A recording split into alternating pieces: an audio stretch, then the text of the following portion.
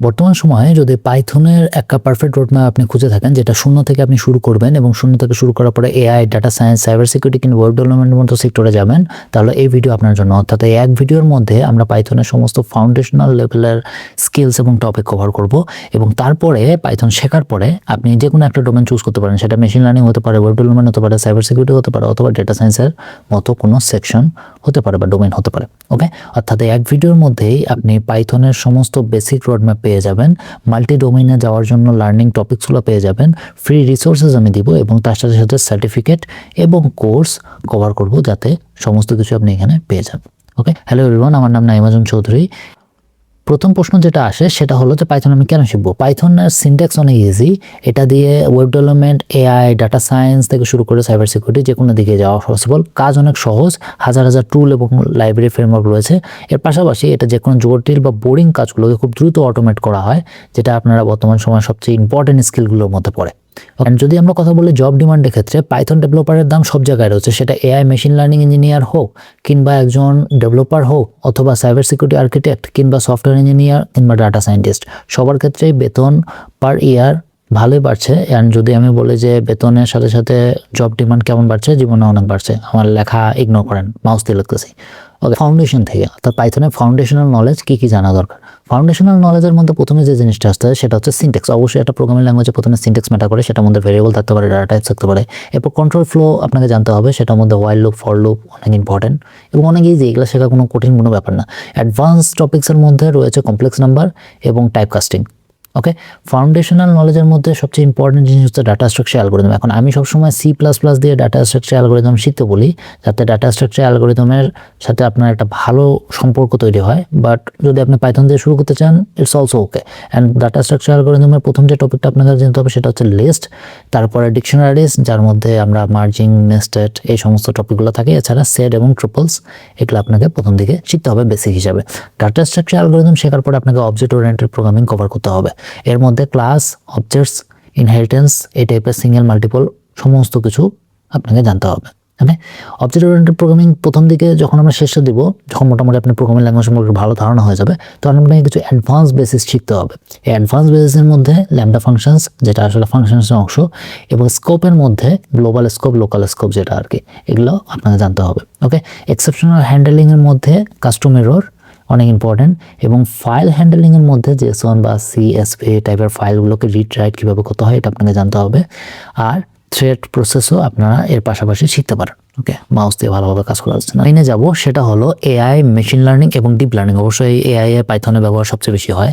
And প্রথম দিকে AI যখন কেউ শুরু করে, তখন সবাই টেনশনে থাকে যে এআই এ ম্যাথমেটিক্স কতটুকু লাগে। কারণ বাংলাদেশের স্টুডেন্টদের একটা ম্যাথের উপরে ভয় আছে। যদি ভয় না থাকে তাহলে তো খুবই ভালো, বাট যদি ভয় থাকে তাহলে তো অনেক সমস্যা। এখন ম্যাথমেটিক্স প্রথম দিকে কতটুকু লাগে সেটা যদি আমি বলি, এআই শেখার জন্য প্রথম দিকে লিনিয়ার অ্যালজেব্রা লাগে, যেটার মধ্যে ম্যাট্রিক্স এবং ভেক্টর টাইপের টপিক যদি আপনি কভার করেন, দ্যাটস ওকে। ক্যালকুলাসের মধ্যে ডেরিভেটিভস, স্ট্যাটিস্টিক্সের মধ্যে আমরা প্রবাবিলিটি এবং বিভিন্ন, যেমন স্ট্যাটিস্টিক্সের টপিক রয়েছে মিন, মড, হ্যাঁ, এই সমস্ত জিনিসগুলো আপনি যদি শেখান। যদি আমাদের ক্লাস, যে সরকারি যে NCTPর বই আছে না, সেখানে ক্লাস 10 থেকে 12-এর মধ্যে যে সমস্ত ম্যাথমেটিক্যাল টপিক কভার করা হয় বোর্ড বইয়ে, সায়েন্সে আর কি, সেখানে যতগুলো টপিক কভার করা হয়, যদি আপনি ওখান থেকে ওগুলো শিখেন, প্রথম বেসিক লার্নিং মানে পাইথন থেকে মেশিন লার্নিং করার জন্য যা কিছু দরকার তা আপনি এখানে পেয়ে যাবেন। ওকে, ম্যাথমেটিক্সের পরে যে জিনিসটা আছে সেটা হচ্ছে কোর লাইব্রেরিজ। অর্থাৎ পাইথনে কিছু কোর লাইব্রেরি রয়েছে যেগুলো মেশিন লার্নিংয়ে সবসময় লাগে। তার মধ্যে প্রথমে আসে নামপাই। নামপাই অলওয়েজ একটা মাল্টি ডাইমেনশনাল অ্যারে এবং ব্রডকাস্টিং, ভেক্টরাইজেশন, এই সমস্ত টপিকের জন্য নামপাই সবচেয়ে বেশি লাগে। পান্ডাসের ব্যবহার নামপাইয়ের সাথে সাথে অলওয়েজ পান্ডাসের নাম আসে, যেটা হচ্ছে ডাটা ফ্রেম অপারেশনের জন্য সবচেয়ে বেশি ব্যবহার করা হয়। এছাড়া ওই যে আমরা প্রথম দিকে শিখলাম যে ফাইল হ্যান্ডেলিং, সো এখানে মিসিং ভ্যালু এবং গ্রুপিং মার্জিংয়ের ক্ষেত্রেও কিন্তু পান্ডাস অনেক বেশি ইম্পর্টেন্ট। ওকে, সো এই দুটো জিনিস আপনাকে শিখতেই হবে, অনেক ইম্পর্টেন্ট। নেক্সট যেটা আসে সেটা হলো ডেটা ভিজুয়ালাইজেশন। এখন পাইথন দিয়ে আমরা বেশিরভাগ সময় কী করি, বিভিন্ন রিসার্চ পেপার বলেন বা বিভিন্ন ড্যাশবোর্ড বলেন, বা সেই জায়গায় আমরা বিভিন্ন ডেটা ভিজুয়ালাইজেশন করতে পছন্দ করি। ওকে, অর্থাৎ কতটুকু আয় ব্যয় হচ্ছে, বা পাই চার্ট, গ্রাফ, হ্যাঁ, এরকম টাইপের যে কোনো কিছু আমরা তৈরি করতে পছন্দ করি।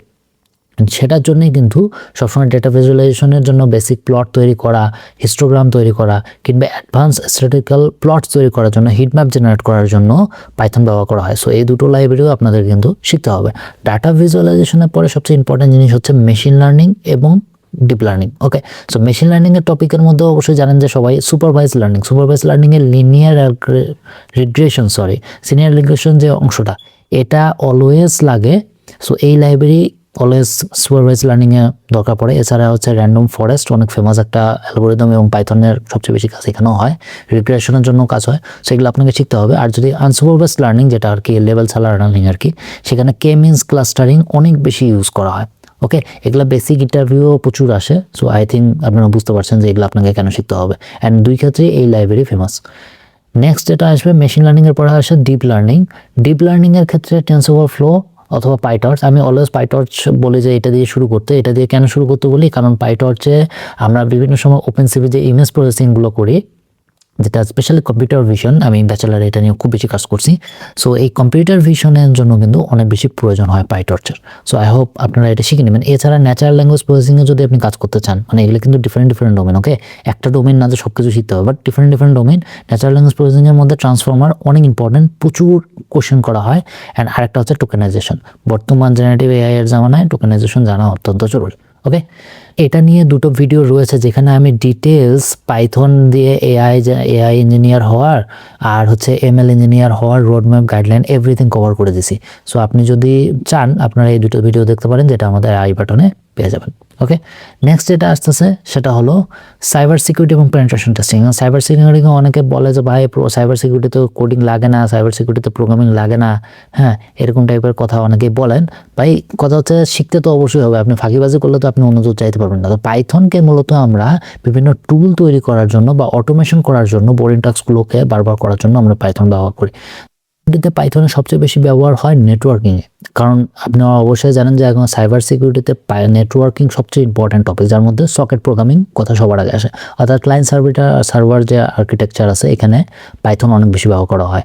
এছাড়া রিকোয়েস্ট ম্যানেজমেন্ট করা বা রিকোয়েস্টের ওয়েব স্ক্র্যাপিং করার জন্য কিন্তু পাইথন ইউজ করে বিভিন্ন টুলস জেনারেট করা হয়। এটা বাদ দিয়ে যদি আমি বলি যে সিকিউরিটি অটোমেশন, অর্থাৎ রেড টিম বলেন, ব্লু টিম বলেন, সিকিউরিটি অটোমেশনের জন্য কিন্তু বিভিন্ন প্যাকেট ক্রাফটিং, স্নিফিং টুল তৈরি করা বা নেটওয়ার্ক স্ক্যানিং টুল তৈরি করার জন্য পাইথন ইউজ করা হয়।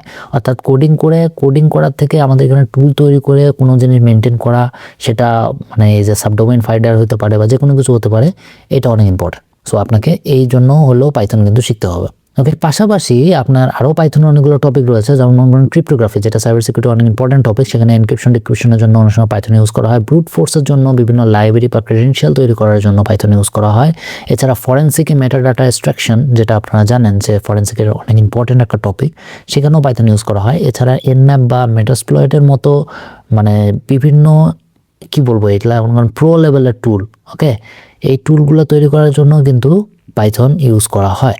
সো আমার মনে হয় যে পাইথন স্ক্রিপ্টিং যদি আপনারা কানেক্ট করতে পারেন, তাহলে এই টুলগুলোকে আরও বেটার ওয়েতে অপারেট করতে পারবেন এবং এই টুলগুলো থেকে মাল্টিপল আরও টুলস তৈরি করতে পারবেন, এগুলো ইউজ করে, যেগুলা স্ক্রিপ্ট বলি আমরা আর কি। সো এটা পরে আমরা যেটা অংশ আছে সেটা হচ্ছে ডেটা সায়েন্স এবং big data. Data science, big data হয়তো বা একসাথে কাজ করে, কিন্তু আবার ডিফারেন্ট ওয়ে আছে। সো আপনি যে কোনো একটা চুজ করতে পারেন। ডেটা সায়েন্সের ক্ষেত্রে যদি আমরা বলি যে বিজনেস ইনসাইট এবং বিশাল ডাটা সেট নিয়ে কাজ করার জন্য এই দুটো সেক্টর ব্যবহার করা হয়। অর্থাৎ আপনার একটা বিজনেস আছে অ্যান্ড ওই বিজনেস চালানোর জন্য আপনার দরকার অনেক ডেটা, ঠিক আছে। সো আপনার যখন কাস্টমারের প্রচুর ডেটা থাকবে, ওই ডেটাটাকে আপনি কিভাবে প্রসেস করতেছেন এবং প্রসেস করে কিভাবে সেখান থেকে একটা প্রপার এরকম আউটপুট বানাচ্ছেন, যেখান থেকে আপনি পরবর্তীতে আপনার বিজনেসকে আরও ফায়দা বোঝাতে পারবেন, এই টাইপের লোকদের নিয়োগ করা হয় ডাটা সায়েন্সে। ওকে, সো যদি আমি বলি ডাটা সায়েন্সের প্রথম দিকে কী কী জিনিস জানতে হবে, তো ডাটা ক্লিনিং করা শিখতে হবে। অর্থাৎ আপনার কাছে অনেকগুলো ডাটা রয়েছে, আমরা বলি এটাকে আনলেভেলড ডেটা থাকে, এটা ঠিক আছে। সো এই আনলেভেল ডেটাটাকে প্রসেস করে ক্লিন ডেটাতে রূপান্তর করা, যেখান থেকে আপনি কোনো কিছু বের করতে পারবেন যে এটা আমার এত%, এটা আমার এত%, ঠিক আছে। সেটার জন্য কিন্তু মানে ডাটা সায়েন্সে পাইথন ইউজ করা হয়। এছাড়া স্ট্যাটিক্যাল বিভিন্ন অ্যানালাইসিস, যে এই মাসে সেল হয়েছে আমার এতটুকু, নেক্সট মাসে আমার সেল হইতে হবে এতটুকু, তারপরে আরও বেশি বাড়াতে হবে, এই যে অ্যানালাইসিসগুলো করার জন্য কিন্তু পাইথন ইউজ করা হয়। ওকে, সো এই দুটো টপিকে আপনাকে পাইথন শিখতে হবে, যেটার মধ্যে হাইপোথিসিস রয়েছে, আমি বলে দিচ্ছি কোন কোন টপিকগুলো আপনাকে শিখতে হবে। ডাটা সায়েন্সে আর একটা ইম্পর্টেন্ট জিনিস হচ্ছে ডেটাবেস। ওকে, ডেটাবেস ছাড়া ডাটা সায়েন্স হয় না। সো এই ডেটাবেসের মধ্যে সেটা পোস্টগ্রেসকিউএল হতে পারে, মাইএসকিউএল হতে পারে, সেগুলোর সাথে পাইথনকে কানেক্ট করে কাজ করা আরও বেটার আর কি। এটা আমি একটু পরে এক্সপ্লেন করবো। আর NoSQL এর যে বেসিক রয়েছে, এখানে অনেক সময় পাইথনের কাজে লাগে আর কি। ওকে, অ্যান্ড ডেটা সায়েন্সের উপরে আমার অলরেডি 2টা বা 3টা ভিডিও রয়েছে যেখানে রোডম্যাপ গাইডলাইন আমি সমস্ত কিছু কভার করছি। সো বাকি ডিটেলস আমি ওখানে বলে দিয়েছি, আরও একটু ডিটেইলি এক্সপ্লেন করে দিয়েছি। এরপরে যেটা আসতেছে বিগ ডেটা। বিগ ডেটার অনেক বড় অংশ হচ্ছে একটা বিগ ডেটার যে টুলগুলো রয়েছে সেটার মধ্যে আমি এখানে পাইস্পার্ক উল্লেখ করেছি। আপনারা হয়তো বা জানেন, আজ থেকে 3-4 বছর আগে আমি কিন্তু বিগ ডেটার উপর একটা সিরিজ তৈরি করেছিলাম। ভয়েস ভালো ছিল না ওই সময়, এবং ওই সময় অনেক অসুবিধা থাকার কারণে হয়তো পুরোটাই আপনারা দেখেননি ওই টিউটোরিয়ালটা, বাট ওখানে আমি হিউজ কভার করছি। বাট ওগুলো অনেক অ্যাডভান্স লেভেলে, আপনি বিগ ডাটা যত অ্যাডভান্স লেভেলে কাজ পারবেন তত আপনি শিখতে পারবেন। বেসিক লেভেলে যদি কাজ পারেন তাও শিখতে পারেন। আর একটা জিনিস হচ্ছে ডিপ্লয়মেন্ট। আপনার বিভিন্ন ডাটা সায়েন্সের যে প্রজেক্টগুলো রয়েছে না, সেই প্রজেক্টগুলোকে কোনো ওয়েব অ্যাপে রূপান্তর করা, সেটা কোনো কাস্টমারের জন্য, ক্লায়েন্টের জন্য ইউজেবল বানানো, সেটার জন্য কিন্তু অনেক সময় আমরা পাইথন ইউজ করি। পাইথন ইউজ করে এরকম টাইপের টপিকগুলো বানানোর চেষ্টা করা হয়। ওকে, ডাটা সায়েন্স এবং বিগ ডাটার উপরে আমার বেশ কিছু ভিডিও রয়েছে, আপনারা চাইলে সেগুলো দেখে নিতে পারেন। সর্বশেষ যেটা আছে সেটা হচ্ছে ওয়েব ডেভেলপমেন্ট। অ্যান্ড ওয়েব ডেভেলপমেন্টের ক্ষেত্রে ব্যাক এন্ড ফ্রেমওয়ার্ক তৈরি করার সময় পাইথন ইউজ করা হয়। অ্যান্ড এই ব্যাক এন্ড ফ্রেমওয়ার্কের মধ্যে সবাই অফকোর্স জানেন যে জ্যাঙ্গো অনেক ফেমাস। সো পাইথন জ্যাঙ্গো দিয়ে আপনি বিভিন্ন ফ্রেমওয়ার্ক ডিজাইন করে অথেন্টিকেশন, অথরাইজেশন, অ্যাডমিন প্রোটোকল এই সমস্ত ডিজাইন করতে পারবেন। ফার্স্ট এপিআই ডিজাইন করতে পারবেন। এপিআই ডেভেলপমেন্টের জন্য পিওরলি পাইথন ইউজ করতে পারবেন। এছাড়া ডেপ্লয়মেন্টের জন্য আপনি পাইথন ইউজ করতে পারবেন। সেটা আমি ডকার এখানে উল্লেখ করছি। কুবারনেটস এরকম সার্ভারে যেতে হবে এমন কোনো মানে নেই। AWS হতে পারে বা অ্যাজিউর হতে পারে, যে কোনো কিছু। চলুন কথা বললে কিছু রিসোর্সের ক্ষেত্রে। যদি পাইথন একবারে বেসিক থেকে শুরু করতে চান তাহলে এনার চ্যানেল আপনারা ফলো করতে পারেন। এনার চ্যানেলে শুধুমাত্র পাইথন রিলেটেড এত বেশি ভিডিও রয়েছে যে আপনার পাইথন সম্পর্কে আর কোনো কনফিউশন থাকবে না। এর থেকে বেটার পাইথন বেসিক আপনি কোথাও শিখতে পারবেন না। মেশিন লার্নিং এবং ডিপ লার্নিং যদি আপনি শিখতে চান তাহলে এই চ্যানেলটা ফলো করতে পারেন। এই চ্যানেলেও পাইথনে মেশিন লার্নিং, ডিপ লার্নিং এর অনেক প্র্যাকটিক্যাল প্রজেক্ট সহ অনেক ডিটেলস এক্সপ্লেনেশন আছে। অ্যান্ড এই চ্যানেলগুলোর লিঙ্ক আমি দিয়ে দেবো ডিসক্রিপশনে, ঠিক আছে? সো পেন নেওয়ার কোনো কিছু নেই যে ভাই চ্যানেল খুঁজে পাবো না, এরকম কিছু না। ডাটা সায়েন্সের ক্ষেত্রে যদি আপনি শিখতে চান, মনে করি ডাটা সায়েন্স শেখার জন্য সবচেয়ে বেস্ট অপশন হচ্ছে IBM টেকনোলজির এই ইউটিউব চ্যানেলটা। এখানে ডাটা সায়েন্সের উপরে ছাড়াও আরও বিভিন্ন টপিকের উপরে বিস্তৃত ভিডিও পাবেন এবং অনেক এক্সপার্ট লেভেলের মানুষদের দিয়ে এর এক্সপ্লেনেশন করছে। যদিও ওরকম ভিউ হয় না, বাট আমি বলবো যে এদের থেকে বেটারভাবে আপনাকে কেউ শেখাতে পারবে না ডাটা সায়েন্সের ক্ষেত্রে। যদি সাইবার সিকিউরিটিতে পাইথন শিখতে চান তাহলে অবশ্যই ডেভিড বোম্বেলের চ্যানেল আমি সাজেস্ট করবো। এনার চ্যানেল ছাড়াও আরও অনেকে রয়েছে যারা সাইবার সিকিউরিটিতেও পাইথন ভালো শেখায়, বাট আমি মনে করি যে এনার কাছ থেকে আপনারা অনেক বেটার ওয়েতে সাইবার সিকিউরিটি এবং পাইথন, স্পেশালি যেহেতু পাইথন নিয়ে কথা হচ্ছে, পাইথন আপনি এনার কাছ থেকে অনেক ভালোভাবে শিখতে পারবেন। যদি কথা থাকে ওয়েব ডেভেলপমেন্ট শেখার জন্য তাহলে আমার মনে হয় যে codemy.com জেনে আছেন, এখানে জ্যাঙ্গোর যে টিউটোরিয়ালগুলো রয়েছে, এখানে 25টা ভিডিও, এখানে 51টা ভিডিও রয়েছে। এই টিউটোরিয়ালগুলো যদি আপনি দেখে নেন তাহলে মোটামুটি জ্যাঙ্গোর উপরে আপনার আর কোনো কনফিউশন থাকবে না। ওকে, সার্টিফিকেশন স্টার্ট। পাইথনের ক্ষেত্রে সবচেয়ে ইম্পর্টেন্ট সার্টিফিকেট আমি মনে করি সার্টিফাইড অ্যাসোসিয়েট পাইথন প্রোগ্রামার। এটা পাইথনের সবচেয়ে দামি সার্টিফিকেটগুলোর মধ্যে একটা এবং সবচেয়ে বলতে পারেন প্রফেশনাল এবং জনপ্রিয় সার্টিফিকেটগুলোর মধ্যে একটা। এটা প্রমাণ করে সবসময় যে আপনি পাইথনের অ্যাডভান্স কোডিং এবং ওওপি কনসেপ্ট সম্পর্কে ভালো ধারণা রাখেন। এটা অ্যারাউন্ড $295 খরচ হয় এই সার্টিফিকেশনটা করার জন্য। এটা পাইথন ইনস্টিটিউট নামে একটা অর্গানাইজেশন রয়েছে, ওরা এটাকে প্রোভাইড করবে। আপনারা বাকি ডিটেলস এখানে পেয়ে যাবেন, এটার লিঙ্ক আমি ডিসক্রিপশনে দিয়ে দেবো। যদি পাইথন আপনি আরও ভালোভাবে শিখতে চান তাহলে কোর্সেরার একটা কোর্স রয়েছে, সেটা হচ্ছে Google IT automation with Python professional. এটা বুঝতে পেরেছেন যারা এআই বা অটোমেশন নিয়ে কাজ করবেন তারা এই কোর্সটা করতে পারবেন। এটা আন্ডারে আরও অনেকগুলো কোর্সেস রয়েছে যেটা ডেভঅপস, ক্লাউড এই সমস্ত লেভেলের ক্যারিয়ার করার জন্য এনাফ। এবং এই সার্টিফিকেটটা করতে গেলে আপনার হচ্ছে কোর্সেরা সাবস্ক্রিপশন লাগবে। ফাইন্যান্সিয়াল এইড রয়েছে, আপনারা চাইলে সেটাও অ্যাপ্লাই করতে পারেন। অ্যান্ড যদি আপনারা মান্থলি সাবস্ক্রিপশন নিয়ে দ্রুত করতে পারেন তাহলে অ্যারাউন্ড প্রায় $40 পার মান্থ খরচ হবে এই সার্টিফিকেশন কোর্স করার জন্য কোর্সেরা থেকে। ওকে, সেম আর একটা কোর্স রয়েছে যেটা হচ্ছে ডাটা সায়েন্সের উপরে ডেভেলপ করা। সেম আরেকটা কোর্স রয়েছে যেটা আসলে ডাটা সায়েন্সের উপরে ডেভেলপ করা, যেখানে IBM এই কোর্সটা করেছে। এটাও কোর্সের মধ্যেই থাকে এবং এই কোর্সের মধ্যে আরও অনেকগুলো মাল্টিপল কোর্সেস রয়েছে যেগুলো সবগুলো মিলে এই কোর্স হবে। অ্যান্ড এটাতেও প্রায় $39 মান্থলি খরচ হবে সাবস্ক্রিপশন নেওয়ার জন্য। ওকে, প্রথমে এনরোলমেন্ট মনে হয় 7 দিন ফ্রি পাওয়া যায়। এছাড়া আপনারা এখন হয়তো বা বলতে পারেন যে ভাই বাজেট তো খুব কম, ফ্রিতে শিখতে চাই। তাহলে ফ্রিতে শিখতে চাইলে হার্ভার্ড থেকেই শিখতে পারবেন। হার্ভার্ড ইউনিভার্সিটির অফিসিয়াল প্ল্যাটফর্মে পাইথনের ইন্ট্রোডাকশন টু পাইথন প্রোগ্রামিংয়ের একটা কোর্স রয়েছে, যে কোর্সটা কমপ্লিটলি ফ্রি সবার জন্য। এটা একেবারে আপনার ফাউন্ডেশন মজবুত করার জন্য enough. And course totally free, কিন্তু এটা যদি আপনি সার্টিফিকেট নিতে চান তাহলে অ্যারাউন্ড $200 থেকে $300 মতো খরচ হয়। ওকে, যেটা হার্ভার্ডের অ্যাসোসিয়েট সার্টিফিকেশন থাকবে সেটার সাথে। যাই হোক, এই ছিল আজকে আমাদের ভিডিও।